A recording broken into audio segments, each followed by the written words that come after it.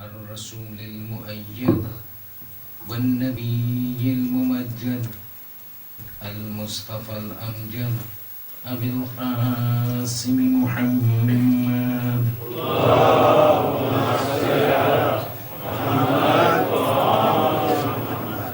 وعلى آله الطيبين الطاهرين المعصومين المظلومين، لا سيما على الإمام المنتظر وحجة الله الثاني عشر ابن العسكري المنتظر، ولعنة الله على أعدائهم أجمعين من الآن إلى قيام يوم الدين. أما بعد، فإن الله الصادق العليم قال في كتابه الكريم القرآن الحكيم: بسم الله الرحمن الرحيم، بقية الله خير لكم إن كنتم مؤمنين. صلوات اللهم صل على محمد وعلى محمد. Brothers and sisters, Assalamu alaikum wa rahmatullahi wa barakatuh. Wa alaikum assalam wa rahmatullahi wa barakatuh. Continuing from where we had left off last night, and just a brief recap on what was discussed, so that without much dwelling on what was presented last night, we carry our discussion forward. The emphasis on last night's majlis, or the lecture, or whatever you may want to term it,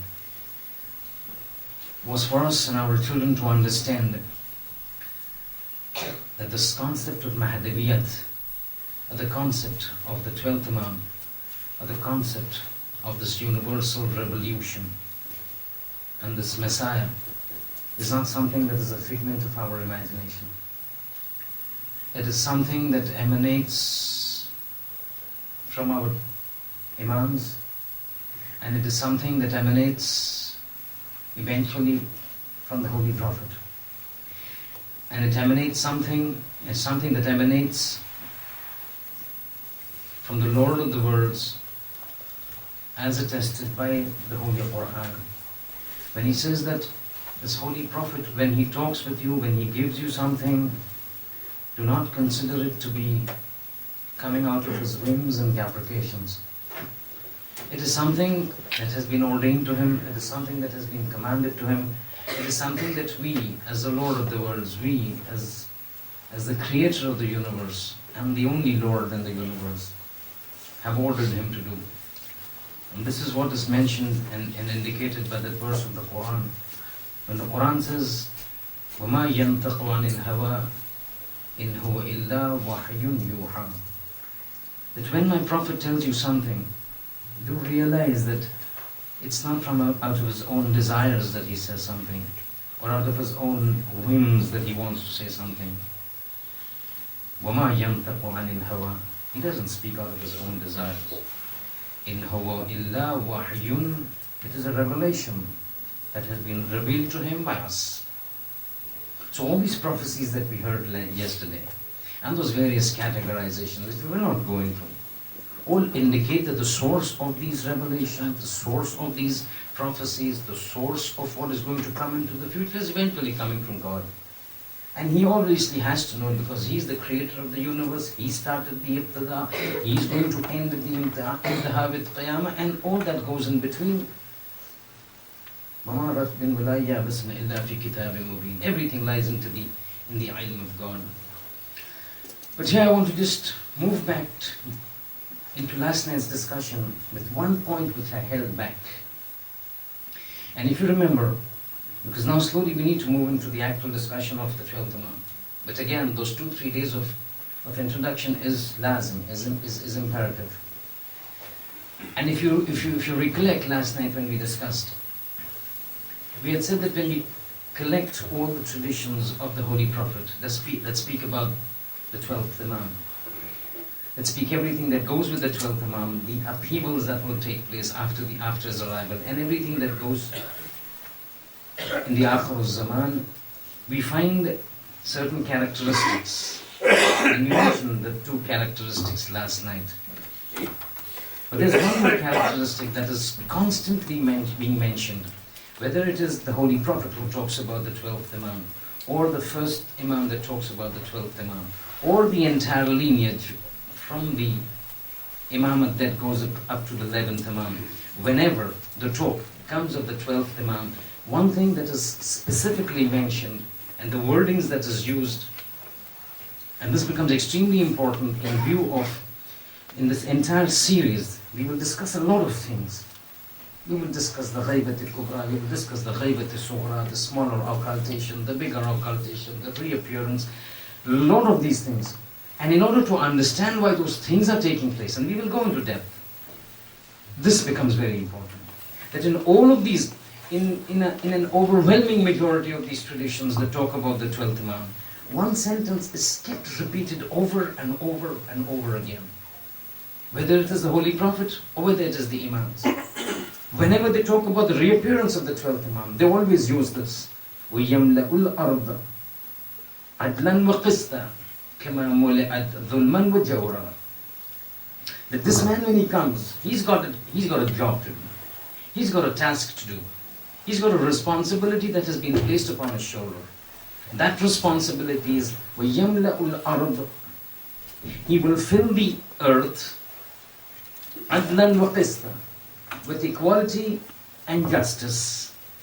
In the same manner, he will fill this earth with equality and justice, just as before his arrival it was filled with dhulman wa jawra, by oppression and inequality.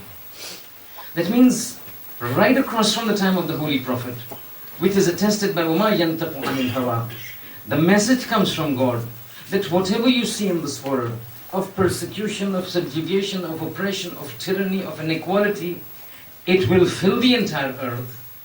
And then a time will come when I will send my man, my representative, to clean this mess that has been created. Because this is not my aim of creating this universe. This has not been my aim of creating this world. My aim of creating this world was to have a place of peace and security for the inhabitants of the earth. Certain individuals took things in their control and deviated my plan into a course which was not what I had wanted it to take. I let things go up to a certain time. I did not interfere. I let things take place as they went, till a time comes when I will say, stop.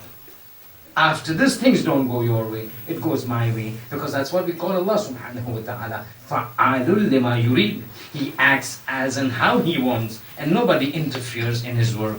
So for a certain time, He's let things move as they move, till He comes into play and says, now enough is enough. I'm entering. Now it will work as I say.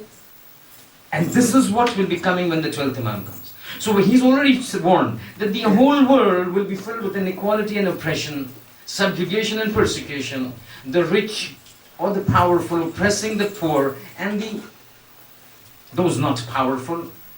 Till He comes, and just as it has been filled with these sort of negative traits, He will convert and clean this mess and fill it with peace and equality. Now is not the time to discuss how that peace and equality will manifest itself. Those will come. But before that peace comes the storm. And now the storm is what we want to do about, and listen to that. So this sentence is always there. وَيَمْلَأُ الْأَرْضُ قِسْطًا وَعَدْلًا كَمَا مُلِئَتْ ظُلْمًا وَجَوْرًا. That He will clear all this mess. And all these problems that you will see with respect, specifically with respect to the 9th, 10th and the 11th Imam. And this entire period of the Ghaibat al-Kubra and the Ghaibat al-Sughra is because of this sentence. It is because of this sentence. Repeatedly, the A'immas and the Ahlul Bayt and the Holy Prophet have mentioned that this sort of things will take place. One man will come and he will clean up the mess. In cleaning up the mess of oppression and tyranny,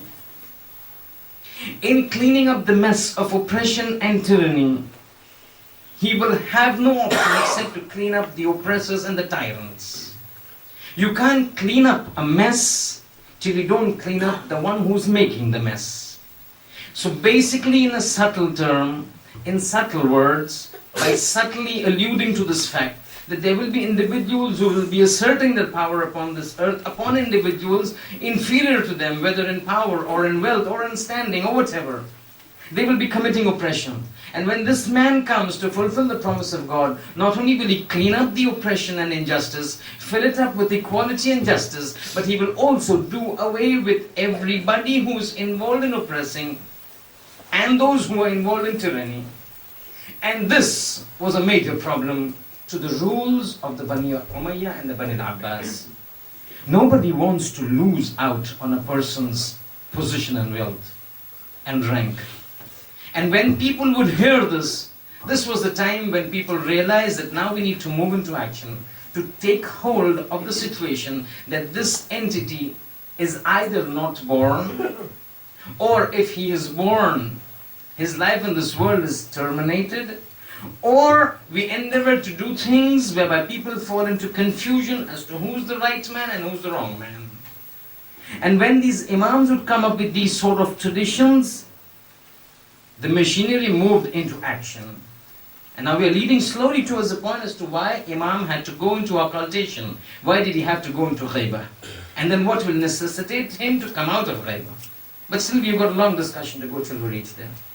When these sentences would come out from those very times of Bani Abbas, let alone now, and let alone all those things that will come nearer to the zuhur of the Imam, the machinery moved into action. And a lot of things took place. And we will hear today one of those phases that was caused because of these sentences of the Masumeen, is that they started their machinery to make sure that this man, if he comes into this world, does not harm them. Because this action of people coming to attack a person or take away a person's rule is something that is unbearable. And again, I will give an example in another 2-3 lectures down the line. So what they would do, they would endeavor, first of all, to confuse the minds of the people. Because they knew, and all these malahim, these traditions that talk about this future of the world, have indicated that when the 12th Imam would come, there will be a group that will be coming first. There will be a second group that will be joining him. This second group and the first group will gather together. Then the Imam will rise up from a particular region, start his expedition, and then start about vanquishing all these oppressors and the tyrants in the world. Now when they knew about it, and this is the reason that I mentioned that last tradition of Imam Ali alayhi salam, when he's talking about what will happen to Baghdad, that was with a view to point out a message, that the knowledge of the Imam comes from the Prophet, and the knowledge of the Prophet comes from God. And if Imam is right in one incident, he will be right in another incident. And Imam has gone on to state that when this man comes, when my 11th son comes into this world, at that time, for a period, which I will not mention now, for a period he will start using his sword. Because understand this, and let there be no misconception right from the start of this series, that this man is going to be very different from the other 11 men that have come before him. The 12th is not going to be like the previous 11. And this is not me who is stating it. These are not the ulama who is stating it. These are not the Marathi who are stating it. These are the traditions of the Masumeen that are stating it. And they state that this 12th will be very different from us. We, the 11 Masumeen, the 11 Imams, have borne things with sabr. The 12th will not exhibit sabr. The 12th cannot exhibit sabr. Because the 11 people before him, the 11 personalities before him, have paved the ground for him to come by means of their sabr. The sabr of Hassan when he did the sulh of Muawiyah. The sabr of Hussein when he was killed in the battle of Karbala. The sabr of Rida when he was subjected to humiliation in the Darbar and the regions as a crown wali ahad of an illegitimate regime under Ma'mun. All the sabr was a foundation for this man to come. When he comes, he cannot exhibit sabr. Because we've seen 11 imams exhibiting sabr right now, apparently have not yielded results. But yes, the results will come because of the foundation laid by these 11 personalities for the 12th to come. Now if the 12th comes, and he behaves in the similar fashion as them, then you don't see any results. For him, there is only one rule. And that rule is my way or the highway. And let there be no misconception that how can it be that an imam, a masoom from the Ahlul Bayt, from the lineage of the Holy Prophet can be saying that's my way or the highway. It has to be at some point of time that way. Because if by sabr, and if by convincing, and if by delegation, and if by argumentation things don't reach out, then a time comes when you have to take strict action. You have an infection into the wound. You develop a wound on your finger. You start treating it. An antibiotic doesn't work. It starts growing. Then you use surgeries. It doesn't move. It doesn't go off. The infection continues till a time comes what? What do you do? To prevent your other fingers, what do? You amputate it. You have to come to a point when a time comes that enough is enough. Now it's either my way or the highway. You need to take a call. And this man is supposed to be taking that call. Why? The reason exactly that verse that I recited yesterday. Inna ardi yarithuha ibadiyas salihun. My promise is that a time will come, whatever happens, walau karihal mushrikun. People like it, people don't like it. This land is going to fall under the rule of a personality who's righteous. That is my personality. At that time, you cannot say, I will do sabr, I will give up my life. There is no giving up of life now. Right now, it is, you have to be my partner, you have to be into my rule, into my domain, in order for us to establish this universal revolution to bring peace onto this earth. And now it is said that the same Imam that I mentioned about yesterday, who talked about the prophecy of Baghdad, which came word upon word, and Na'al bin Na'al, as Imam Ali had said, the same Imam says, when this 12th Imam comes, he will work out with these tyrants of the world by the means of the sword. Harjan harja. He will start with the sword. There is no other thing. You're either with me or you're against me. At that time, people will clamor out. And this is what we need to realize. Because one of the problems, one of the dangers that lurks with us means you and me, who keep calling out, Allahumma ajil li waliyik al-faraj. Oh Allah, hasten the reappearance of our 12th Imam. Do we not say that? Of course we say that. On Friday, and after the Jummah prayers, we recite the ziyarat of the 12th Imam. Yawmul Jum'ah alladhi, in which we await your arrival. يَتَوَقَّعُ ظُهُورُكَ فِيهِ.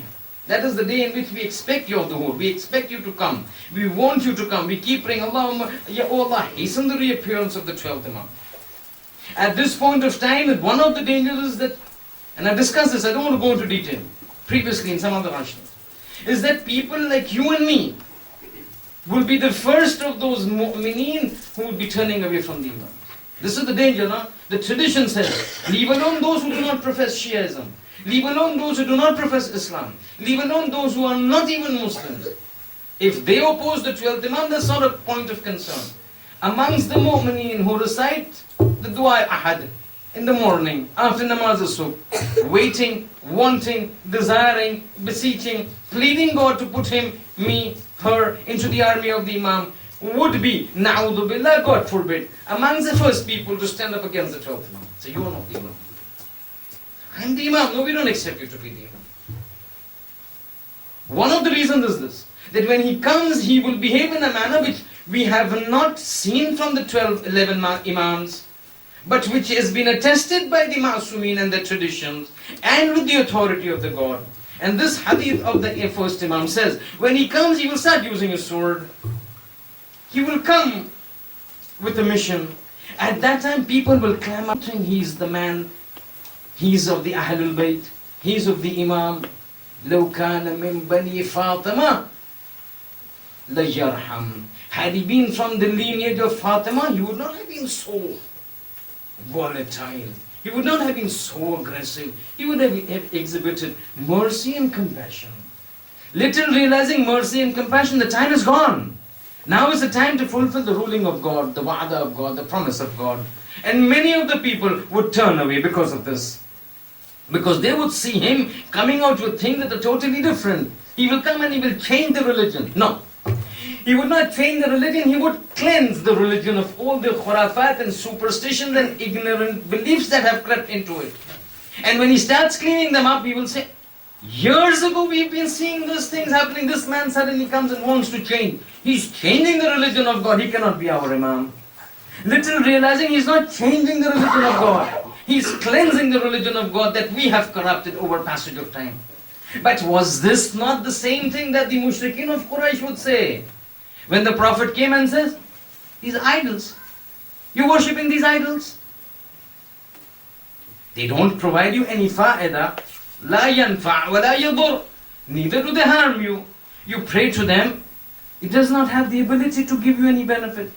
You push them down, they do not have the ability to harm you. You're worshipping these gods. Move away, my friends. Come to that Rabbul Arbab that I believe in and see what awaits you after the hereafter. What did they say? See, you want to turn us away, ma alfayna alayhi aba'ana. Do you want us to turn away from that and those things and rituals and customs and rites that we have been witnessing our fathers and forefathers indulge in? You want us to turn away? We cannot turn away from those things just because you're saying it. Allah comes back and says, أَوَلَوْ كَانُوا لَا يَحْتَدُونَ شَيْئًا وَلَا. Do you still want to follow those customs and rites which they were following without any guidance, without any knowledge? So somebody starts as a forefather some custom and rite in a state of gumrahi and in a state of deviation, and the sons keep following it without any change. And this is what will happen. The same answer that the Quraysh gave to the Holy Prophet, you are asking us to turn away from those things that we've been witnessing our forefathers doing. We cannot turn away. We will say the same thing to the Imam, Na'udhu billah. That you are changing this. We've seen our forefathers do this. We've seen our forefathers do this. Now you want to turn this away. You're changing the religion of God. You cannot be the Imam. The first Imam is saying, He's saying that time will be so bad. Only a few people whose hearts will be filled with Iman and whose hearts will have the conviction and the love and the total subservience to the Imam will survive this catastrophic test. All the others, a huge number will turn away. But that is our issue about the Mu'mineen. Let's come to the other part. When this machinery realized that this entity is going to come, they started their work. So one of the first things that they did was to put confusion into the minds of the people. Who is the real Mahdi? Right now, do you realize that in the Shiite world, first, before we go into that, do you also know that this concept of the Messiah, this concept of the Savior, this concept of one entity coming to deliver this world from its present scenario and an even worse scenario in the days to come and the years to come is not a concept that is specific to the Shiite faith. The concept of the Messiah, the concept of one Savior, a divine Savior with the authority of divine God under the divine rules coming to create this place as a place of peace is not something that is specific to the Shiite faith.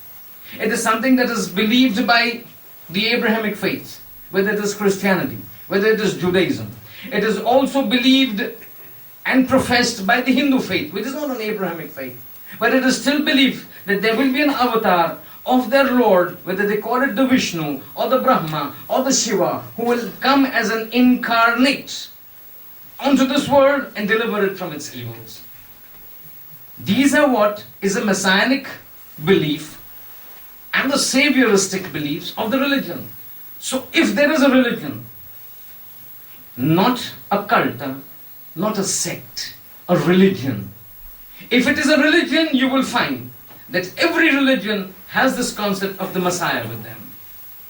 Together with this Messiah, if a confusion comes into the minds of the people, then those people with vested interest benefit from it. For example, right now, in Islam, there is categorical verses of the Quran that a man will come, a guide will come, a representative of God will come who will clear this mess in this world. But look how we are divided. Look at what the Bohras believe. Look at what the Ismailis believe. Look at what the belief of the Messiah of the Ahl al-Tasannun is. Look at what the belief of the Messiah of the Ahl al-Tashayyu is. Within one person, one group of Islam, Believing in one God, believing in one prophet, believing in one book, you have these factions. Somebody claims the 24th Imam is the current Imam. Somebody claims the 49th Imam is the current Imam. Somebody claims the 12th Imam is the current Imam. Somebody claims this Messiah has not been born.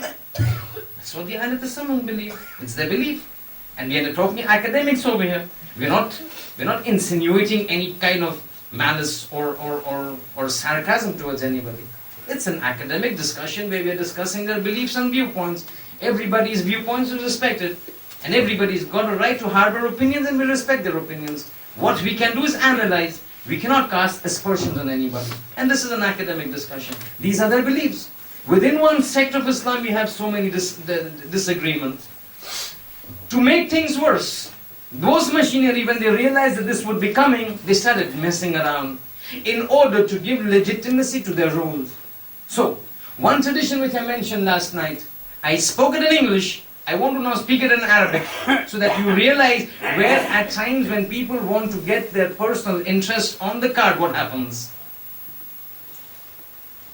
In this discussion of the Holy Prophet's traditions regarding the 12th Imam, we mentioned there was one emphasis that the Prophet would put in, that if before the Day of Judgment there remained only one day, God would protract that day so much that it would be enough to encompass the arrival of the 12th Imam. This was an emphasis. The tradition goes like this, because I want to refer to the latter part of this tradition. It says, لَوْ لَمْ يَبْقَ مِنَ الدُّنْيَا يَوْمٌ وَاحِدٌ. If there were not to exist for this world before its disintegration and lead up to the Day of Judgment, except يَوْمٌ وَاحِدٌ, except one day, لَطَوَّلَ اللَّهُ ذَلِكَ الْيَوْمِ. Allah would protract, would extend that day to such an extent, حَتَّى يَبْعَثَ اللَّهُ فِيهِ رَجُلٌ مِّنْ أَهْلِ بَيْتِ. He would protract that day to such an extent that he would then send a man, يَبْعَثَ اللَّهُ رَجُلًا, he would send a man, what man? مِّنْ أَهْلِ بَيْتِ, from my Ahlul Bayt. Then he says, وَيُوَاطِي إِسْمُهُ إِسْمِي. That man who will come for this day, his coming is so guaranteed and so irreversible and so incontrovertible that even if one day remained for the Day of Judgment, that day would be expanded to accommodate his reappearance. يُوَاطِي إِسْمُهُ إِسْمِي. His name would be similar to my name. يَمْلَأُ الْأَرْضَ عَدْلًا وَقِسْطًا كَمَا مُلِئَتْ ظُلْمًا وَجَوْرًا. And this man, when he comes, he will fill this earth with peace and equality and justice as it had been filled with what we had mentioned before. Now you understand this. Ismuhu, his name will be my name. And this is what it is. The name of the 12th Imam is Muhammad, as the name of the Prophet. His laqab, his title is Mahdi. In order to sow dissensions amongst the people, the Bani Abbas started a protracted program to confuse the minds of the people and grant legitimacy to the Abbasid Khilafat. So you had at the time of Mahdi Abbasi a fabrication of this hadith. A small little sentence was inserted into this hadith primarily for the purpose of granting legitimacy to this Bani Abbas Khilafat. What was it? The verse, the tradition says, Ismuhu yuwati ismuhu ismi. His name follows my name. Muhammad, Muhammad. They added one more sentence to it. Ismu abihi ismu abi. And his father's name will be my father's name. Now the father's name of the Holy Prophet was Abdullah. So basically by inserting this one sentence into this tradition, and this tradition, understand, this tradition of one day being protracted till Allah sends His representative who will fill the earth with so and so, so and so. This is something that nobody can deny, neither from our books nor from the books of the Ahl Sunnah. But what these people have done is, they have not messed up that entire tradition. They have inserted this one sentence, that his father's name will be my father's name. Meaning what? By means of this sentence, they want to say, the name of the Holy Prophet's father was Abdullah, so the name of the Mahdi would be Abdullah. You know why this was done? This was done to legitimize and make and grant legitimacy and Shar'i authority to Mahdi Abbasi. Mahdi was his laqab, was his title. He was one of the Abbasid Khalifa. And this is just one example I'm giving you. This is just one example I'm giving you how people have been playing with the name of the 12th Imam. And how people have been misusing his name. If you need to know more, last Ashra, when we have discussed several instances where individuals have come forward claiming things related to the 12th Imam. But that's not our discussion. Our discussion is right now on the 12th Imam.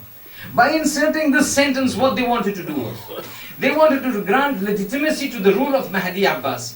Mahdi Abbasi, the title was Mahdi, belonging to the Khilafat of Bani al-Abbas, and hence his name Mahdi Abbasi. But the real name given to him by his parents was Muhammad. His father's name was Abdullah. In order to put this riwayat applicable to Mahdi Abbasi, they had no option except to put this word inside the sentence. The name Abdullah, Muhammad, fine. But beyond that, things don't match. So to make things match, they inserted, his father's name is similar to my father's name. Why? So that people fall into confusion. They don't know who is the real Mahdi. Oh, Mahdi Abbasi. His name is Muhammad, which is same as that of Prophet. His title is Mahdi, which the Prophet has been talking about. His father's name is Abdullah. Prophet's father's name is Abdullah. He is that Messiah that has been promised. Let's devote all our attention to him, all our subservience to him, all our obedience to him. Immediately a fraction, a disunity amongst the Muslim Ummah. And a legitimacy to a ruthless regime and ruling machine. But having understood this, we need to move forward. Because from the time of the 9th Imam, things go real bad. But Bani Abbas, they started building up from the 6th Imam. Up to the 5th Imam and the 6th Imam, the Bani Umayyah were at their peak. At the time of Imam Sadiq alayhi salam, both Bani Abbas and Bani Umayyah started war. At the time of the 6th Imam, the Bani Umayyah was defeated, the Bani Abbas came. And they started growing. And then we heard about the downfall last night. As they started moving forward, and as the rulers began to come, and what rulers, you will hear today. What rulers? Ajab this is. How people with these kind of activities can claim to sit on a chair and claim themselves to be the successor of the Holy Prophet. Ajab this is. But listen, as they started moving forward, and as the Imams began to move closer to the number 12, and we talked about the number 12. يَكُونُ لِهَذِهِ الْأُمَّةِ إِثْنَا عَشَرَ خَلِيفَةً. The Prophet had mentioned, and those 3 categories that we discussed last night. As they began to move closer to the 12, these Khalifa, this Khulafa of Bani al-Abbas began to get worried. Saying the Prophet, see, the truth remains in the heart. The words might speak out something. But if it's something that is real, a person may deny it by face, but internally his heart will always state what the truth is. This is what happened to Fir'aun, sahab. Fir'aun would say, Ana Rabbukumul A'la. I am your Lord. I don't see any Lord bigger than me. Is this not my land that you stay? They say, yes. Are these not the rivers that flow under it, under my control? Saying, yes. Am I not your Lord? Saying, yes. And he goes on to say, not only am I not your Lord, Ana Rabbukumul A'la. I'm your biggest Lord. To me, you express your subservience. And they did that. But at times when Musa would complain to God and seek his wrath to descend upon Fir'aun, the wrath would not come, the punishment would not come. The punishment would not come. Musa is saying, as a prophet am coming to you and praying that send down your adab on Fir'aun, and the adab is not coming. The words would come. Because in front of you, he's calling himself Ana Rabbukumul A'la. But when he goes inside his chamber, he turns to God and says, keep my respect, Mama. I know I'm just an ordinary man. I'm just making a show of myself. I know you are my Lord. So the truth internally, whoever is denying, internally he accepts it. And this is what would happen. Externally they would say, oh, there is nothing, but internally they were fearful. And as the time moved from the 6th Imam to the 7th, to the 8th, to the 9th, they began to realize we need to do something to stop this. We cannot let the 12th come. Or if he comes, we cannot let him survive. And so began the task of an excruciating, suffocating period. An excruciating, suffocating period for the 9th, the 10th and the 11th Imam. Primarily for that sentence that I said, وَيَمْلَأُ الْأَرْضَ قِسْطًا وَعَدْلًا. That a man will come from amongst me who will clean all these tyrants and the mess. They did not want this to happen. And that is the reason you will see that if you look at the history of all the Imams and all the Ma'sumin, leave aside Bibi Fatima, salawatullahi wa salamuhu alayhi.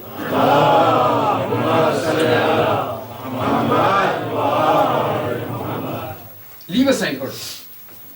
Amongst the males who were in the forefront of the battle towards the mission of God and for promoting the mission of God amongst the people in the society, you would find a distinct change in the lifespans of the initial Ma'sumin and the latter Ma'sumins.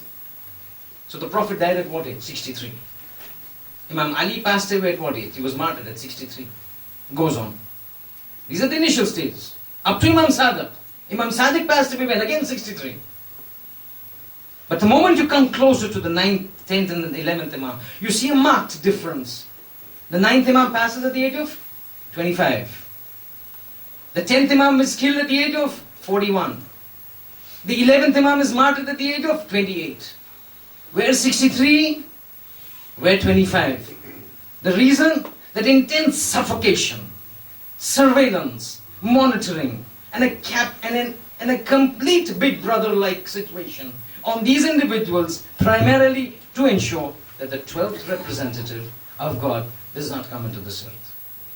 And that's the reason I said, till we do not look at these parameters and understand the circumstances before the arrival of the 12th Imam, we cannot discuss.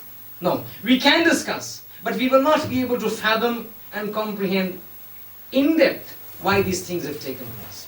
So now in order to understand, let's move towards the time of the 11th Imam. This becomes an extremely important period because this is a phase immediately before the 12th Imam. And the circumstances that surround the life of the 11th Imam play an inherently important and significant role in all the actions that the 12th Imam would do from the time he's born. And ajab events unfold. We will see, we've got another 9, 10, 11 nights. But one thing that is very important is that in this entire context of the 9th, 10th and the 11th Imam, one thing that really stands out is this. And you have to understand this extremely clearly. That the actions and the success of every Ma'soom is always dependent upon the activities of the previous Ma'soom. That means had Ali not taken those 4 years of Khilafat, crushed the Khawarij of Naharawan, Karbala would not have been what Karbala is now. And had Hassan not embarked upon that sulh with Muawiyah, whatever the reason, Karbala would not have been in the shape as we see now. The rule of the sunnat of God is this, that every Ma'soom prepares the groundwork for the work of the next Ma'soom. This is what it is. And here, when it comes to the 12th Imam, the circumstances of the 11th Imam play an important role in the work of the 12th Imam.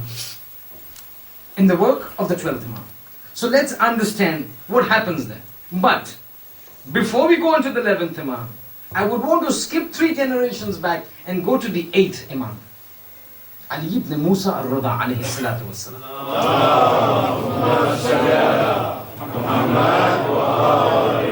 One personality in the latter half of the Imamate that shines out so vehemently and so vociferously in the Imamates after the 8th Imam is the personality of the 8th Imam. An ajab personality. an extremely powerful personality. His dominance as a personality, I'm saying his persona, and his effect that he had at the entire region at that time was so immense that it becomes at times unbelievable that how can a person who does not wield apparent physical clout in the form of money or army can ever be expected to impact and impose his personality in such a manner. At times it looks ajib. And I'll tell you why. Just one aspect. And this is the reason I just brought the 8th Imam as Tabarruk and Tayammum. The personality of the 8th Imam at the time of Mamun was so immense. And we know, we don't want to go into discussions. We've seen the movies, we've heard about it in the lectures. That without any apparent effort, Mamun was forced to go on his knees before the Imam, despite his old powers and money that he had. But leaving that aside and that apart, Imam's imposing presence had such far-reaching impact that not only was it felt during his time, but it continued up to the time not only of the 9th Imam, not only of the 10th Imam, but also of the 11th Imam. And one simple fact to explain this is that normally when you say Ibn Ali means what? The son of Ali. Hussein ibn Ali, Hussein the son of Ali. Hassan ibn Ali, Hassan the son of Ali. So immediately the biological son is called the son, Ibn. The father is called the name, Ibn Ali, the son of Ali. Ideally, Imam Jawad should be called Ibn Rida, because he's a son. Imam Jawad is the son of Imam Rida, he's called Ibn Rida. But the personality of Imam Rida was so imposing at that time, and it permeated through generations to such an extent that not only was Imam Jawad called Ibn Rida, Imam Ali al-Naqi was referred to as Ibn Rida, and Imam Hassan Askari was also referred to as Ibn Rida. Ajab this is. Ideally the 11th, 10th Imam should be called Ibn al-Jawad, but no, he's called Ibn Rida. The 11th Imam should have been called Ibn Ali, but he's called no, Ibn Rida. The personality of Imam was so much. It's something like, if you want to compare to our scholars and the Maraji, his personality was like to a lower level, obviously. You can't compare anybody to the Masumin. But in history, if you want to compare below the Masumin, a personality like Sheikh Tusi. That after Sheikh Tusi, everybody was scared to give fatwas for Sheikh Tusi. But that was Imam Rida, Ibn Rida. Now coming to the 11th Imam, in his 28 years of life, 232 he was born, 260 he passes away. In this period of time, he sees the reign of several Khalifa. He starts off with Mutawakkil Abbasi, then you have Muntasir Abbasi, then you got Musta'in Abbasi, and you got Mu'tazz Abbasi, then the 5th you got Muhtadi Abbasi, and the 6th you got Mu'tamid Abbasi. 6 Khalifa in his lifespan of 28 years go through him, but each of them having their own characteristics. And this 11th Imam is seeing a situation whereby the first person that he sees, and his lifespan of 28 years can be divided into 3 phases. So the first 13 years of his life was the time of his childhood when he was in Medina. The remaining 10 years of his life was when he was taken with his father to Samarra. You see, after Medina, the Bani Abbas moved the Khilafah to Baghdad and then to Samarra. And that's the reason that when the 7th Imam was killed in Baghdad, you know the Masala in Baghdad, his body was there. The 8th Imam was brought to Khurasan. From then onwards, the Khilafat, the capital of the Bani Abbas moved to Samarra. And that is one of the reasons, one of the localities of Samarra is called Askar. And that is one of the interpretations of the title of the 11th Imam, when he's called Al-Askari, means one who is at, or who was located at, or who was stationed at, or who was imprisoned at Askar, Al-Askari, like As-Sistan, As-Sistani. Now in these 28 years, the 13 years in Medina, 10 years in Samarra, that's 13 and 10, 23. The remaining 5-6 years, depending upon the lunar calendar, he was in the state of Imamat, 6 years of Imamat. In the 6 years or 5 years of Imamat, 3 years he was in prison. 3 years, half the time of his imamat he was in prison. 6 years he became the imam. The imamat was for 6 years. That means after the death of the 10th imam, for 6 years he was the imam. So he was not kept under great surveillance before the imamat of the 11th imam. But the moment he came, the surveillance became so strict that half of his time when he is the leader of the entire Shiite world, he's in prison. The other half time when he's outside, you will hear what would happen. The idea, exactly the same reason. This man who's going to yamla'ul arda qistan wa adla should not come into this world. This man who's going to clear the tyrants and the oppressors should not come into this world. He can come into this world through whom? The Prophet has said 12. The Prophet has said 12. He's the 12th. The 12th will come from whom? The 11th. Names the Prophet had mentioned. We discussed it last evening. So monitor the 11th. Don't let the 11th bring forth the 12th. How do you do it? Monitor. Wives kept separate. Don't interact.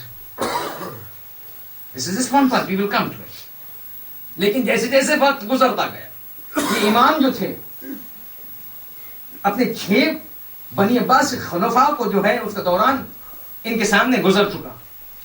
ऐसे ऐसी चीजों उन्होंने देखी कि इंसान का दिल काम है. सबसे पहले तो मुतवक्किल अब्बास, अजब शख्सियत है मुतवक्किल अब्बास.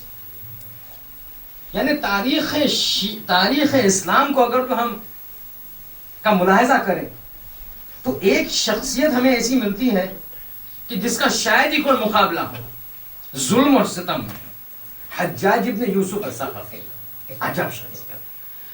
बाज़ मुअर्रिख़ीन लिखते हैं कि अगर तो, और ये मैंने पहले भी बयान कर दिया, लेकिन ये शख्सियत इतनी पलीद है, इतनी खबीस है कि खुदा की लानत इस पर और शजर मलऊना. कहा जाता है कि अगर तो हम मीज़ान को ले, तराजू को ले और तमाम मज़ालिम तारीख़ इस्लाम में किए गए हैं, अगर तो एक पहलू पर रखा जाए और जितने जुल्म हज्जाज किए हैं दूसरे पहलू में रखा जाए तो हज्जाज के मज़ालिम जो है तमाम जुल्मों पर जो है तारीख. ये हज्जाज इब्न यूसुफ. अगर तो तारीख का कोई मुताला करता है और एक शख्स को चुनना चाहता है कि जो हज्जाज के बाद हो जुल्म में, मुतवक्किल अब्बास. यही हमारे 11वें इमाम के दौर. ये 11वें इमाम देख रहे हैं कि मुतवक्किल के टाइम पे एक अजीब कैफियत, ये इंसान अय्याशी में डूबा हुआ. रिवायत और तारीख रिवायत बताती है हरम में 5000 खवातीन, 5000, और रिवायत बताती है कि हर खातून के साथ हम बिस्तरी. और कुछ मुअर्रिख़ीन तो इस कदर लिखते हैं कि उसकी sexual, the intensity of sexual activity इतनी अजीब थी और इतनी शदीद थी कि अगर वो मारा नहीं जाता उसको कत्ल किया गया. अगर मारा नहीं जाता तो because of his excessive sexual activity he would have died. ये ऐसी हालत. और ये अपने आप को नुमाया करते हैं खलीफा रसूल. महल मुजम्मल, अजब किस्म के साख्तमान. याद है ना वो रसूल खुदा इमाम अली की पेशन गोई. और जुल्म का निशाना तशय्युअ, शियत और अलवी. और इस तरह का जुल्म किया है अलवियों पर और इस तरह का जुल्म किया है शियों पर. हर किस्म का मुमकिन प्रेशर जो एक इंसान डाल सके किसी और इंसान पर उसमें डाल. इकोनॉमिक और फाइनेंशियल तरीके से इतना पस्त कर दिया अलवियों को कि रिवायत और तारीख बताती है कि अलवियों की ऐसी हालत थी कि तमाम अलवी घरों में जो खवातीन रहती थी उनके पास पैसे के सिलसिले में इतने हाथ तंग होते थे कि एक पूरा लिबास नहीं होता था उनके पास. नमाज के लिए आप जानते फिक़ही मसला ये है कि एक खातून को नमाज के लिए उसका पूरा जिस्म जो है वो एक शर्मगाह है. नमाज के सिलसिले में पूरा जिस्म उसका शर्मगाह है. यानी क्या? यानी पूरे जिस्म को उसको ढांकना है. उसमें ऐसा तो नहीं कि इंसान मर्द की तरह के पैर खुला हो, हाथ खुला हो. पूरा जिस्म जो है सिवाय के चेहरे के और रिस्ट के नीचे के हिस्से को खुला रख सकती है, बाकी तमाम हिस्से को जो है कवर करना है. उस वक्त متوکل عباسی ان کو ایسی حالت میں رکھتا تھا پیسے کے سلسلے میں کہ ان کے پاس سوائے ایک لباس پورا کوئی اور لباس نہیں ہو. سب لباس پھٹے ہوئے, سب لباس کے تھرو اینڈ تھرو آپ دیکھ سکے اور جسم نمایاں ہو. تو جب نماز پڑھنی ہو تو پہلے وہ ایک چادر یا ایک لباس جو سالم تھا ایک خاتون لے کے پڑھتی تھی, جب نماز ختم ہو جاتی تھی تو دوسروں کو دوسرے کو دے دیتی تھی اور پھر تیسرے کو, اور اس طرح وہ نماز اس طرح پست کر دیا کہ کسی قسم کا ریبیلین کر ہی نہیں سکی. ہر قسم کے گورنمنٹ منصوب اور سیاسی منصب سے محروم رکھا گیا. نو بڈی ان دا گورنمنٹ مشین, علوی آ ہی نہیں سکتے. جہاں تک کہ ریلیجس کی بات ہے, ریلیجن کی بات ہے, یہ وہ انسان تھا کہ شدید ترین پابندیاں لگایا چکا تھا امام حسین کی زیارت. شدید ترین, پہلے تو منع کر, کوئی زیارت پہ نہیں, مگر تھک کے لوگ تھا. خوب تمہیں جانا ہے زیارت پہ تو کچھ دینا ہوگا. کیا دینا ہے؟ ایک ہاتھ کٹو پھر زیارت پر. ہاتھ کٹو حسین کی زیارت پر جائیں گے. پھر بھی لوگ جاتے, حسین کی محبت ہے نا. پھر کہتا ایک ہاتھ ایک پیر کا, پھر بھی لوگ.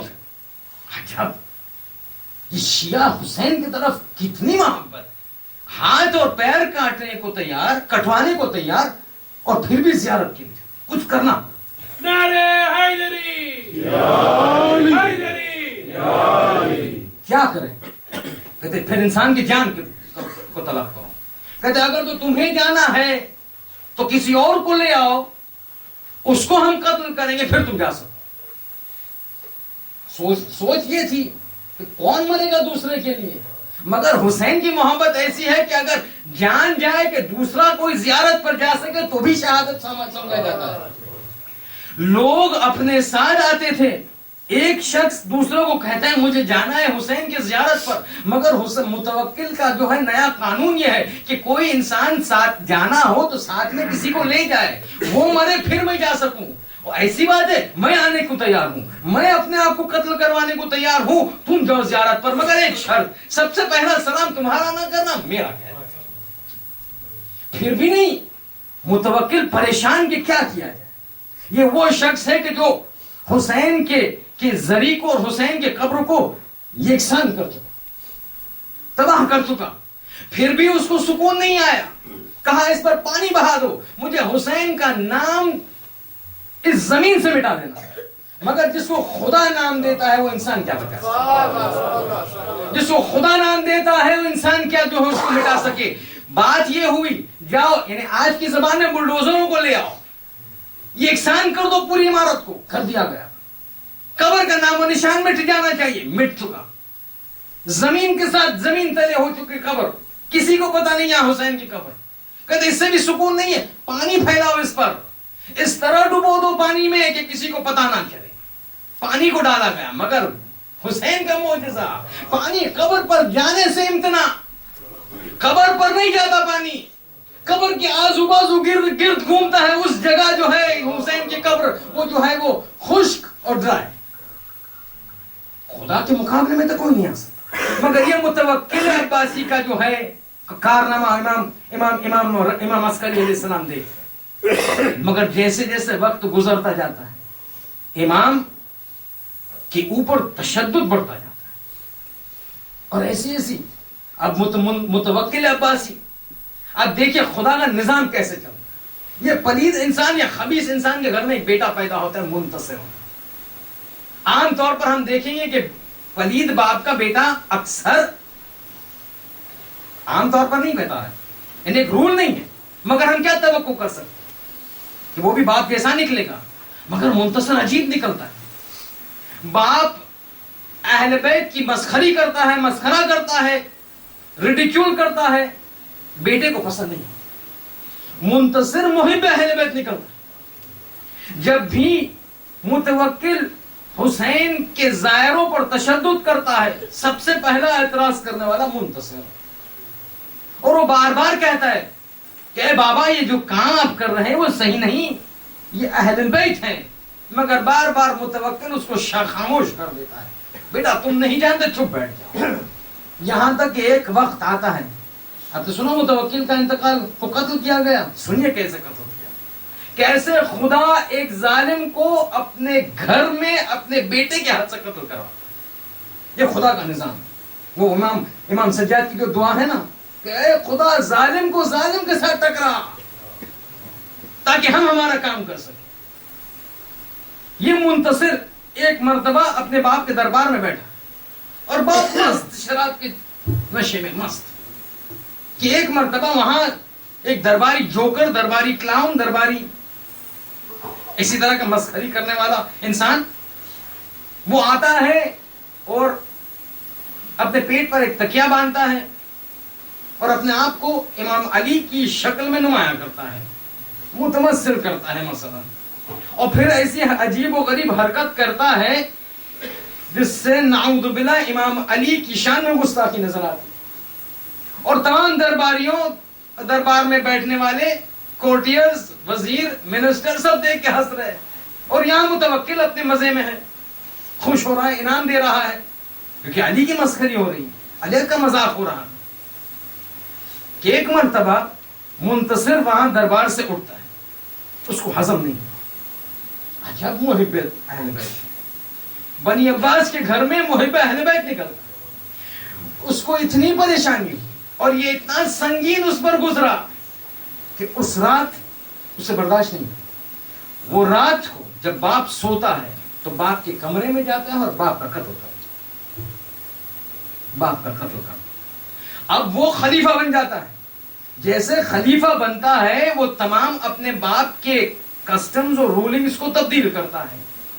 شیعوں پر جو فشار تھا کم کرتا ہے, جو گورنر شیعوں پر تشدد کرتے تھے ان کو ہٹا دیتا ہے, فدق کو لوٹا دیتا ہے, اور ہر وہ چیز جس سے تشیع اور علوی کو فائدہ پہنچے شروع کر دیتا ہے. مگر ان دوران اور اس دوران متوکل کے اواخر عمر میں ایک عنصر جدید وارد ہوتا ہے یہ بنی عباس کے پورے پروگرام میں, اور وہ ہے ٹرکس. ٹرکس جو ہے منسٹر بنتے ہیں اور آہستہ آہستہ ان کی پاورز بڑھنا شروع کر. جیسے انہوں نے دیکھا کہ منتصر تو ایسی حرکتیں کر رہا ہے کہ ہمارے پاور کو خطرہ نظر آتا ہے, کیونکہ اگر تمام پاور دے دیا جائے اہل البیت کو تو پھر ہم کیا کریں گے, وہ حکمران بن جائیں گے, اور ان کی حکومت یعنی علی کی حکومت, پھر تو ہم یہ تجملات کو جو ہے وہ برداشت نہیں کر سکیں گے, نصیب ہی نہیں ہوگا ہمیں. جیسے علی نے سب لے چکے جب خلیفہ بنے, یہ 11ویں امام بھی اسی طرح کریں گے. تو منصوبے کے تحت منتصر کو قتل کر دیا, اور پھر اس کے بعد یہ ٹرکس اس طرح جو ہے وہ قدرت مند ہو گئے کہ they began to be termed as king makers. اور اس طرح قدرت ان کی ہو گئی کہ متوکل اور منتصر کے بعد مستعین اور معتمد اور محتدی اور معتز جو بھی بنی العباس کے خلیفہ آئے, ان کے ساتھ خلیفہ تو تھے, نام کے خلیفہ تھے, فیگوریٹو خلیفہ تھے, اصل قدرت یہ ٹرک منسٹروں کے ہاتھ میں تھی. جب معتز خلیفہ بنتا ہے, واقعہ سنے بیان کرنے کے لیے کہ ٹرکس کی قدرت کتنی تھی کہ کنگ میکر مانا جاتا تھا. They were termed as the king makers.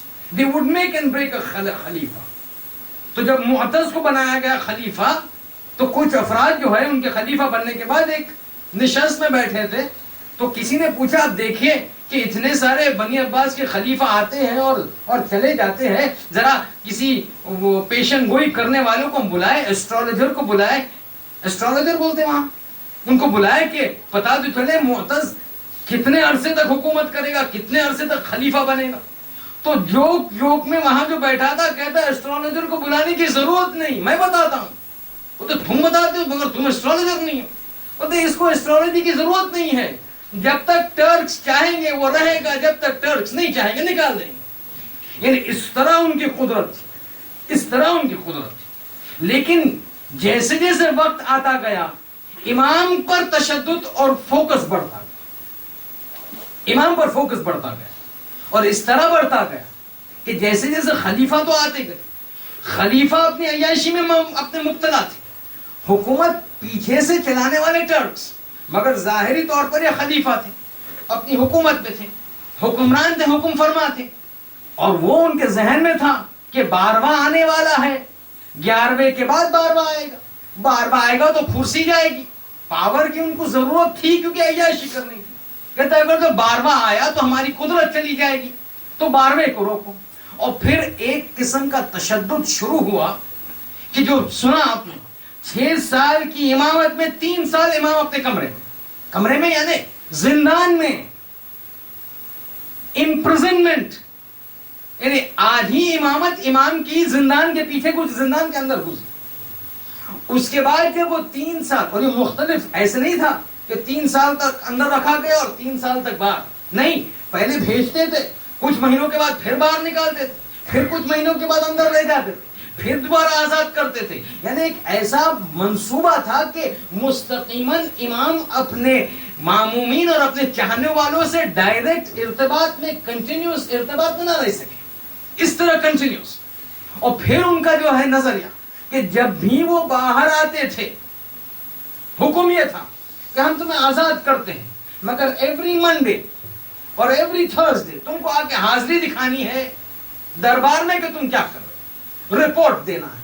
You have to report to the cow, to the darbar, to the machinery of the bin al Abbas کہ آپ کیا کر رہے.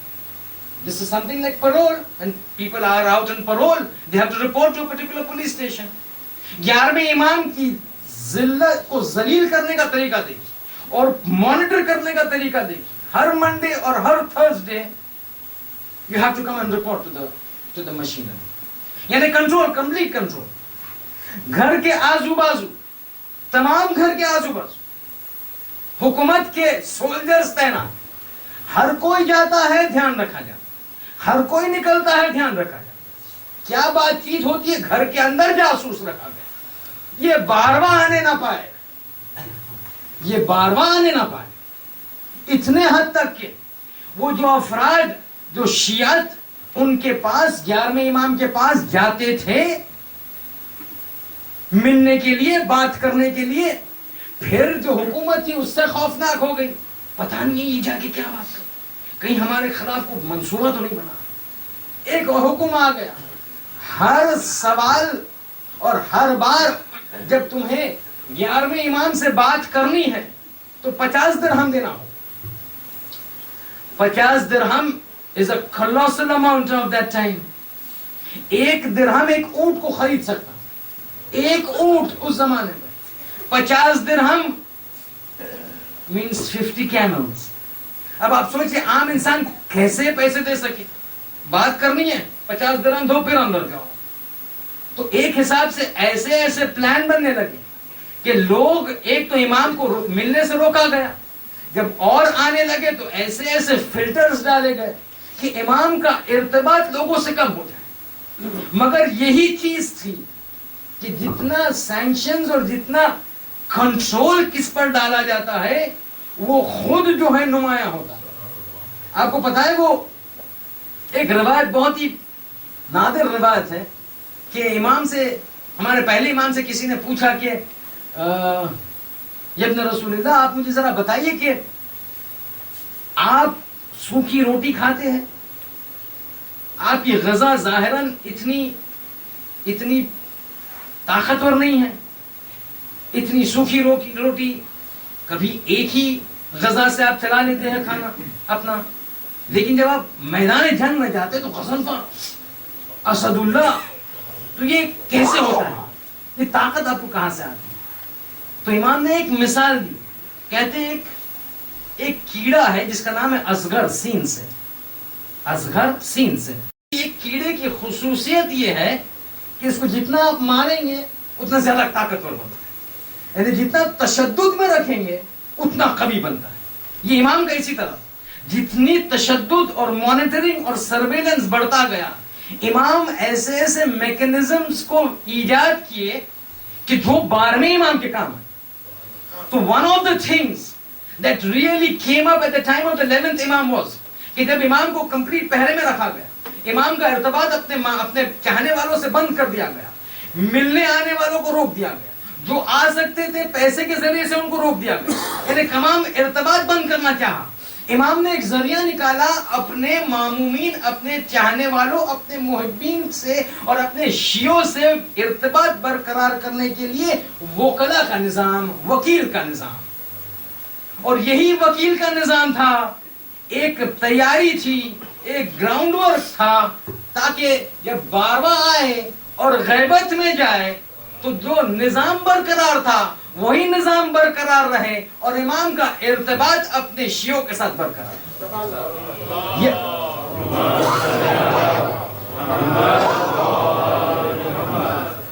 یعنی عجب دیکھیے کہ جب انسان امام پر اپنی اسٹریٹجی کو ڈھانا چاہتا ہے تو پھر خدا اپنے نظام کو جو ہے آگے کرتا ہے. اور پھر ایک ایسا سلسلہ شروع ہو گیا کہ ایک ایسا نظام کہ خمس کے پیسے آتے گئے. اور یہ ایک بہت بڑا مسئلہ ہے خمس کا، صرف آج کے زمانے میں نہیں، اس زمانے میں بھی. ایک چیز جس سے دو چیز جس سے سب سے زیادہ بنی عباس پریشان ہوتے تھے امام کے نسبت، وہ یہ تھی کہ پہلی چیز امام کی محبوبیت لوگوں کے درمیان. انسان اپنی جان کو قربان کرنے کے لیے تیار ہے امام کے لیے. یہ بنی عباس کے ذہنوں میں خطور نہیں کر پا رہا کہ کیسے ہو سکتا ہے کہ ایک انسان کی محبت دوسرے کے لیے اتنی ہو کہ اپنی جان، اپنے خاندان کی جان، اپنی برادری کی جان، اپنے تمام آل اور عیال کو قربان کرنے کے لیے تیار. یہ ان کے لیے بہت سنگین تھا اور یہ ہمیشہ اپنے آپ کے لیے ایک خطر مانتے تھے کہ mass popularity was a threat to their حکومت. اور جو دوسرا نظام جو قائم ہوا خمس کا، یہ ان کو بڑا پریشان تھا کہ پیسے اگر جو جائیں گے امام کے پاس تو پھر امام ہمارے خلاف بغاوت کر سکتے. اب دیکھیے ایک حاکم کی مینٹیلٹی ہوتی ہے، وہ ہمیشہ یہ سوچتا ہے کہ سامنے والا میرا جو دشمن ہے وہ مجھے گرانے کی تو کوشش میں ہے اور میرے تخت کو حاصل کرنے کی کوشش میں ہے، مگر نہیں جانتے تھے کہ امام کا ہدف کچھ اور تھا. امام کا ہدف کرسی نہیں تھی، طاقت اور قدرت نہیں تھا. امام کا ہدف خوشنودی اور خدا. اور وہ کس طرح حاصل ہوتا ہے؟ اجتماع اور سوسائٹی کو سدھارنے سے، شیعت کو تبدیل کرنے سے، تاکہ تمام شیعت خدا کا محب بن جائے. اب وہ یہ سمجھتے تھے کہ خمس کے پیسے سے وہ ہتھیار جمع کرے، آرمز اور ایمونیشن جمع کر کے میری کرسی کو حاصل کرنا چاہ رہے تھے. اور یہی وجہ تھی کہ جو ہے وہ ہر وقت کوشش کرتے تھے کہ خمس کا نظام ان کی طرف سے ہٹ جائے. مگر یہ وکلا اور وکیلز اور ریپرزینٹیٹیوز کا سسٹم سٹارٹ کرنے کے بعد امام کو پیسے حاصل کرنے کی ضرورت ہی نہیں تھی، کیونکہ لوگ آنے کی ضرورت نہیں تھی امام کے پاس. تمام وکیلوں کے پاس دے دیتے تھے اور پھر امام اپنے حساب سے ایسے مخفیانہ انداز میں اپنی ایڈوائزز بھیج دیتے تھے کہ وہ پیسہ مصرف ہو جاتا تھا. جس طرح بھی مرجعیت نے نظام قائم کیا خمس کا، ہمیں ہمارے خمس دینے کے لیے لازم نہیں کہ ہم چلے جائیں کربلا میں اور عراق میں اور جا کے امام کو اور نائب امام کو پیسے دیں. یہ اس کا جو ہے اس کا credit goes to the 11th امام اینڈ دی 10th امام کہ جو اپنے مانیٹرنگ میکنزم کو توڑنے کے لیے ایک ایسی اسٹریٹجی بنائی کہ آج 12ویں امام کو کام ہے. لیکن اب آپ سمجھیے کہ اس تشدد والے ماحول میں کہ جہاں 12ویں کو ایک خطرہ سمجھا جاتا ہے اور 12ویں کو روکنے کے لیے 10ویں پر اور 11ویں پر اتنا تشدد کیا جاتا ہے کہ ان کی عمر آپ نے سنی کتنی چھوٹی. اب آپ سوچئے کہ اگر یہ حالت پیدا ہونے سے پہلے اپنے باپ اور دادا پر کی گئی ہے تو جب پتا چل جائے کہ یہ شخص کہ جس کو آنے سے وہ روکنا چاہتے تھے اگر آ چکا تو آپ سوچئے ان کی کیا کیفیت ہوگی. تشدد بڑھ ہی جائے گا. مگر یہ مرحلہ دوسرا مرحلہ ہے. یہ آج کی گفتگو کو مد نظر رکھیے، تشدد کو دیکھیے، کس طرح کنٹرول کرتے تھے ان کو دیکھیے تاکہ بارواں نہ آ سکے، مگر بارواں آ چکا. اور یہ بارواں جو آیا ہے یہ اپنا انسپریشن کہاں سے لے گا؟ یہ انسپریشن لے رہا ہے کربلا سے. کیوں پتہ ہے؟ innumerable traditions بہت زیادہ تعداد ہے روایت کی کہ جس میں خصوصیت مشن امام زمانہ کے سلسلے میں جو ہے ہم تک پہنچی ہے معصومین کے ذریعے سے. اس میں ایک چیز جو بہت ہی نمایاں ہوتی ہے وہ 12ویں امام کا ارتباط تیسرے امام کے ساتھ، یعنی امام زمانہ کا ارتباط امام حسین کے ساتھ. اس کے اوپر مختلف ہم بحث کریں، لیکن آج کی رات وہ رات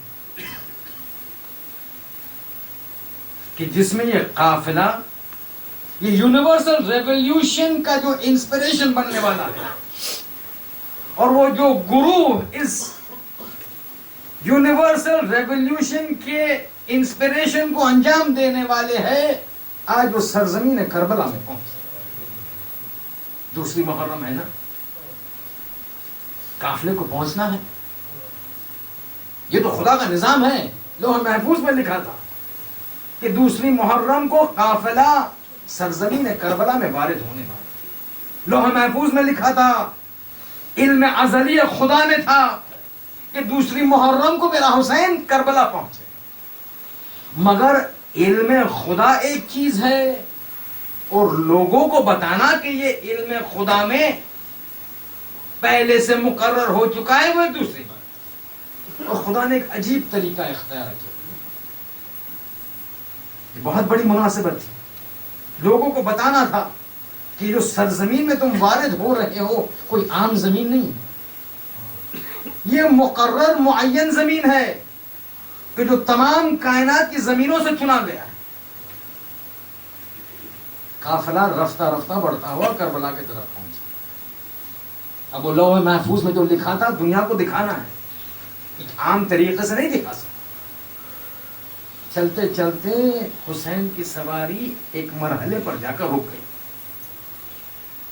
اب حسین گھوڑے کو جو ہے آگے بڑھانا چاہتے ہیں مگر گھوڑا انکار کرتا ہے. حسین کو تو پتا ہے نا امام معصوم ہے، لوگوں کو بتانا. کوشش کی بڑھانے کے لیے، گھوڑا آگے بڑھنے سے انکار. حسین نے عباس کو مخاطب ہوئے تو کہا عباس ایسے لگ رہا ہے کہ یہ جانور تھکا ہوا ہے، کوئی دوسرا جانور لائے، دوسرے جانور کو لائے گا. امام سوار ہوتے ہیں، اب جب چلنا چاہتے ہیں تھوڑا چلتا ہے اور پھر ٹھو کر کھا کر رک جاتا ہے. دوسرا گھوڑا آگے بڑھنے سے انکار کرتا. امام نے کہا بس ایک تیسری سواری کا انتظام کرو. تیسری سواری آئی. امام حسین تیسری سواری پر بیٹھے، جیسے قدم لینا چاہا ایک جھٹکا کھایا اور پھر رک گیا. تاریخ بتاتی ہے اس وقت جب حسین وارد ہو رہے تھے اس مرحلے میں 7 سواریوں کو تبدیل کیا اور ہر سواری میں حسین بیٹھتے تھے، ایک قدم سواری آگے لیتی تھی اور پھر رک. جانور حرکت کرنے سے انکار. اب جیسے جیسے سواریوں کو بدلا گیا تمام قافلے والے جمع ہو گئے. عجب منظر. حسین کہتے ہیں جانور سے آگے بڑھو، جانور انکار کرتا ہے. ایک جانور انکار کرے، 2 جانور انکار کرے، 7 سواری اور 7 جانور انکار کرتے، سب جمع ہو گئے. اب حسین کو بیان کرنا تھا تم جو مشن پہ جا رہے ہو ایک عجیب مرحلہ ہے اور یہ مکان ایک عجیب مکان ہے. کہا یہاں آس پاس میں یہاں یہ جگہ کا نام کیا ہے؟ یہاں یہ آس پاس کی جو جگہ ہے اس کا نام کیا ہے؟ تو کسی نے کہا آقا ہم نے تو اس کا نام نینوا سنا ہے. پتہ نہیں اس کا کوئی اور نام ہوگا. پتہ اس کو قادسیہ بھی کہتے ہیں. کہتے نہیں کوئی اور نام ہوگا. کوئی تو اس کو غازریہ بھی کہتے ہیں. پتہ نہیں اس کا کچھ اور نام ہوگا، ڈھونڈو. کسی نے کہا اس کو شط الفرات، شط العرب کہتے ہیں. کہتے نہیں اس کا کچھ اور نام ہوگا. اب سب صحابی ایک دوسرے کا منہ دیکھنے لگ گئے. آقا یہ اپنے رسول اللہ، ان کے علاوہ تو ہمارے پاس کوئی نام نہیں. کہتے آزو بازو میں دیکھو کون سا قبیلہ ہے. بتایا گیا یا قبیلہ بنی اسد ہے. کہتے بلاؤ قبیلہ بنی اسد کو. قبیلہ بنی اسد کو بلایا گیا. کہا گیا کہ یہاں جو ہے یہ قافلے کا ہمارا قافلہ یہاں ٹھہرا ہوا ہے، ذرا تم بتا سکتے ہو اس کا نام کیا ہے؟ اب وہ قافلے والے بس وہی نام بتاتے گئے، کسی نے کہا غابریہ، کسی نے کہا قادسیہ، کسی نے کہا شرق الفرات، اور امام بار بار کہتے تھے نہیں اور کوئی اور نام ہوگا، کوئی اور نام ہوگا، کہ ایک مرتبہ سب خاموش ہو گئے اور ایک شخص نے کہا مجھے ایک نام یاد آتا ہے کہ جو اس کو کہا جاتا تھا، میرے ذہن میں آتا ہے کہ اس کو اس زمین کرب و بلا بھی کہا جاتا تھا۔ ارے جیسے نام کربلا کا سننا، ایک مرتبہ حسین عباس کی طرف مڑتے ہیں، ہاں ہنا مہد تو رحالنا وہ ہاں ہنا صفے کا دماغنا، اے عباس یہاں ہماری رہنے کی جگہ ہے، یہاں خیام کو لگاؤ، کیونکہ یہاں وہی جگہ ہے کہ جہاں تمہارے ہاتھ قلم ہوگے اور میرے اکبر کے سینے میں میرے اکبر کے سینے میں برچھی لگے گی۔ عباس ایک مرتبہ حکم صادر کرتے ہیں کہ یہاں خیموں کو جو ہے نصب کیا جائے۔ جیسے یہ سننا تھا، اب اس کا گروہ جو بنی اسد کا تھا اس میں ایک ضعیف آدمی تھا، ایک مرتبہ جیسے سنا حسین کا فرمان کہ خیام کو نصب کیا جائے، ہاتھوں کو جوڑتا اور کہتا ہے یا ابن رسول اللہ یہ غضب نہ کرنا، کیونکہ ایسا کبھی نہیں ہوا کہ یہاں سے کوئی نبی زیادہ گزرا ہو اور اس کا خون یہاں بہانا ہو۔ ارے حسین کہے تو کیا کہے، ارے نہیں کہہ سکتے کہ اے ضعیف شخص یہ جو تو مجھے کہہ رہا ہے یہ میرے نانا اور میرے بابا مجھے بتا کے گئے تھے، ارے اس کا انتظام تو میری ماں فاطمہ زہرا تیار کر چکی۔ ایک مرتبہ خیام کو لگایا گیا، ایک ایک خیمے میں ایک ایک شخص کو کہا گیا یہ تمہارا خیمہ، یہ تمہارا خیمہ۔ ایک مرتبہ جو ابتدائی خیمے تھے، بہن زینب کو بلا، زینب ذرا یہاں آنا، یہ تمہارا خیمہ، اس میں جا کر آرام کرنا کیونکہ یہاں سے ہمارا مشن شروع ہونے والا ہے۔ اب سب فضا گئی، سب اندر داخل خیمے میں سب منظم کیا، اور پھر زینب وارد ہوتی ہے۔ علماء فرماتے عجیب فکرہ فرماتے ہیں، اب زینب جیسے وارد ہونے لگی، پر کو اٹھایا، اب جیسے اندر ایک قدم رکھا، ایک قدم اندر ہے ایک قدم باہر ہے، کہ اچانک ایک ہوا کا جھونکا آیا کہ زینب کے سر سے چادر سرک گئی، زینب کے سر سے چادر سرک گئی۔ اب جیسے چادر نکلی زینب فوراً داخل ہو گئی، خیمے کے پردے کو بند کیا اور آواز دی اے فضا، اماں فضا، اے اماں فضا یہاں آنا۔ فضا نے آواز کو پہچانا، لہن کو سمجھا، دوڑتی ہوئی آئی، ہاتھوں کو جوڑا، اے شہزادی فرمائیے کیوں پریشان نظر آتی ہے، کیا حکم ہے؟ کہ حکم تو کچھ نہیں، جا کے پہلے میرے بھیا حسین کو بلاؤ، بھیا حسین کو بلاؤ۔ اب جیسے لہن میں تلخی دیکھی، ایک مرتبہ فضا دوڑتی ہوئی گئی، آقا کے پاس آئی، آقا حسین شہزادی بلا رہی ہے۔ حسین نے کہا مگر ابھی تو زینب گئی ہے، کیا بات ہے؟ کہا مجھے پتا نہیں آپ کو بلا رہی ہے۔ جیسے خیمے میں وارد ہوئے، ایک مرتبہ زینب کا نوحہ شروع ہوا، اے بھیا حسین مجھے کس جگہ لے آئے، مجھے کس موقع پر لے آئے؟ حسین نے کہا کیا بات ہے؟ کہا جیسے ہی قدم رکھی تھی کہ میری چادر سر سے نکل گئی۔ ارے حسین نے کہا اے زینب یہ وہی جگہ ہے جہاں بابا پہلے کہہ چکے تھے، ارے میری زینب کی چادر کوئی بچائے، یہ میری زینب بے مخنا بے چادر کھلے سر گھومیں گی۔ اے زینب بے ردائی کا وقت آ گیا، بے حجابی کا وقت آ گیا۔ الا ولعنت اللہ علی القوم الظالمین، فسيعلم الذين ظلموا أي منقلب ينقلبون۔